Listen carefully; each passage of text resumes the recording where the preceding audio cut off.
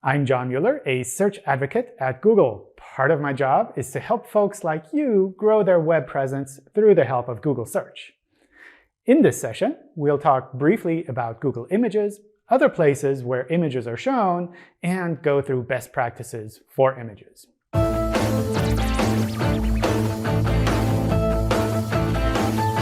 Let's start by taking a look at Google Images. Google Images helps users to visually find web pages for a wide range of tasks. Whether it's kicking off a do-it-yourself project, cooking a meal, styling an outfit, or, as we've recently seen, learning how to cut your own hair at home during the quarantine, Google Images shows users the relevant images and web pages from across the web, so it's as easy as possible to find what you're looking for. In the Google Images results, we show a preview image, attribution, and a headline from the page. Users can expand the preview to find out more about the image and the page's content. If a result is deemed to be a product, a recipe, or a video, which you can specify with structured data, we show that information to the user. Where appropriate, we give users information about an image licensing opportunity. And, of course, there's a big button to visit the page directly. There's more than just Google Images, though. Image previews can also be shown for traditional web search results. They may be relevant to a user's query or representative of a web page. For example, an image of a recipe might be shown. Additionally, there's Google Discover, a neat way for users to explore content about topics they're interested in. In Discover, a relevant preview image may be shown for your pages. In sum, preview images can be shown directly in Google Images. They can be shown as relevant results or as additional context for additional pages in Google Search and as previews in Discover. Before we get too far, I'd like to encourage you to take a step back and think about what you'd like to achieve with your images. Getting the images indexed is rarely the goal. For example, consider these questions. Do users try to search visually for your content? And if so, how might they be searching? What preview of your site's content would they find compelling? And do your pages have an image that's particularly relevant for that page?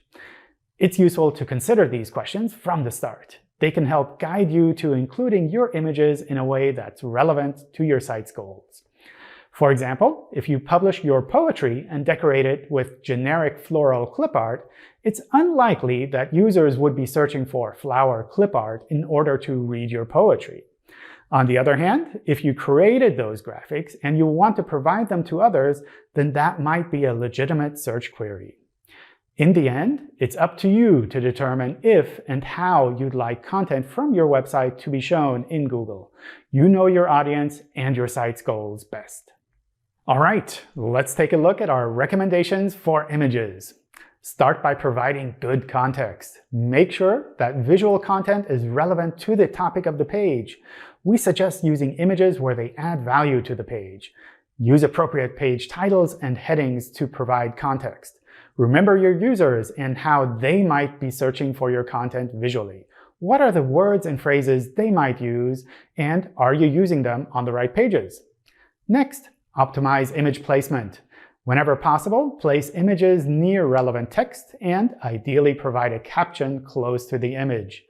Consider placing the most important image near the top of the page.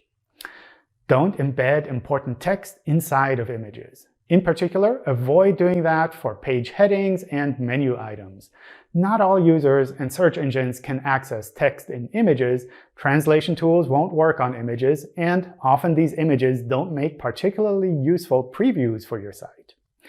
Use alt attributes. These alt attributes are a way to provide information about the image to users who can't see the images.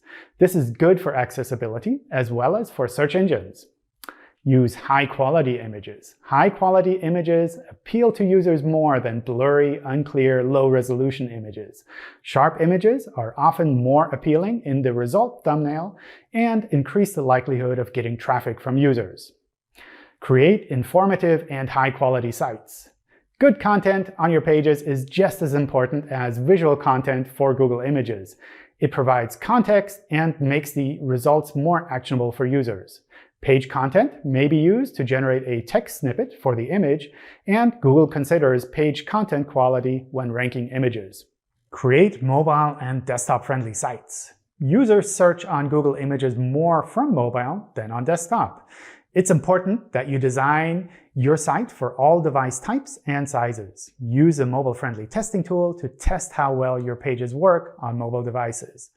Then, use a good URL structure for your image files. Google uses the URL path as well as a file name to help it understand your images. Consider organizing your image's content so that URLs are constructed logically. Avoid changing your image URLs, and use 301 redirects when they do need to be changed.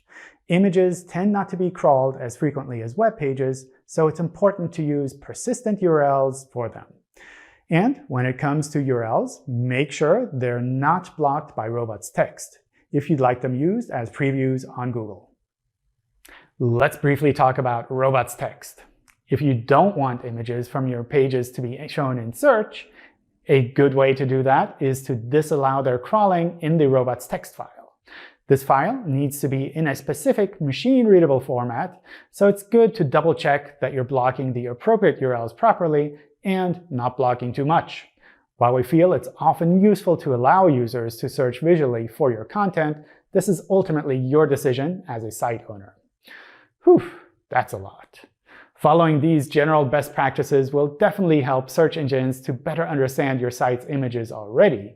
If you want to go further, we also have some advanced techniques to consider. Add appropriate structured data markup. Structured data is a way of providing machine-readable information about your pages and their content. Depending on the type of page, you might use different kinds of structured data. For example, a recipe page may use recipe structured data. A news article might use news article structured data, and an e-commerce site might use product structured data. We have information about all kinds of structured data in our developer documentation. Consider allowing large image previews. Including compelling, high-quality images in your content is more likely to generate visits from Discover. For large image previews, the images need to be appropriately sized, and the feature needs to be enabled either with the Max Image Preview Large robots meta tag or by using AMP. When providing images, add licensing information. This helps users to understand the opportunity to license images, shows appropriate image credits, and makes it easier for them to acquire a license for the image. This can be done with structured data on the page or metadata within the image. Consider speed. Images are often the largest contributor to the overall page size. We recommend applying image optimization using lazy loading and responsive image techniques to provide high-quality and fast user experiences. Depending on your website, AMP pages may also be an option for making fast-loading pages. That's quite a bit to keep in mind, but how do you get started? A good general approach when reviewing and improving a website is to pick a sample of pages from various parts of your website and to work on those first. Checking those pages regularly helps to double-check your progress. This will help you determine which changes to make and how to best make them. Once you've worked it out for a few pages, it's often relatively easy to apply that to the rest of your website.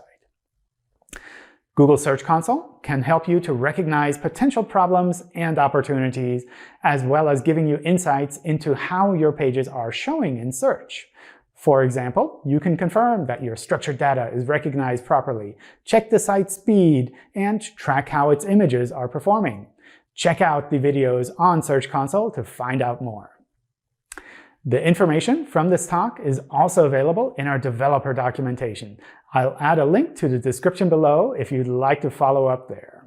Thanks for watching. I hope you found this lightning talk useful and insightful. If you have any comments regarding this session or would like to help us to make these videos even better, please leave a comment here with the video. And as always, if you have any questions, feel free to drop by our help forums to discuss with the experts, contact us on Twitter, or join us in one of our events. Bye, everyone.